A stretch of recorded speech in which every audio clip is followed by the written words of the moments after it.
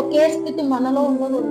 ఒకానొక స్థితిన మనం పాలు తాగే వయసు నుంచి పిల్లలు ఎలాగైతే ఎదుగుతూ ఎదుగుతూ ఎదుగుతూ ఉంటే ఆహారం తీసుకుంటారో, ఆహారం తీసుకొని పౌష్టికాహారం అని, మంచి ఆహారం అని, బలమైన ఆహారం అని బిడ్డలు ఎలాగ ఎదుగుతారో మనం కూడా ఆ రీతిగా ఎదగాలి. ఎల్లప్పుడూ జీవితం అంతా ఒకటే ప్రార్థన చేసాం అనుకోండి, రేపు పరలోక రాజ్యానికి వెళ్ళినాక దేవుడు అడుగుతాడు కదా, నువ్వు అసలు ఏం నేర్చుకున్నావు తల్లి?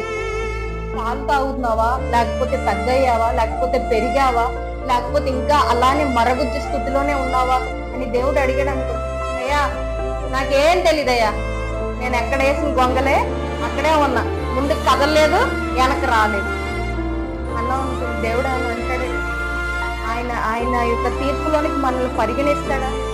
పరిగణించడు. తీసేసి ఇక నీ స్థానం లేదు ఇక్కడ.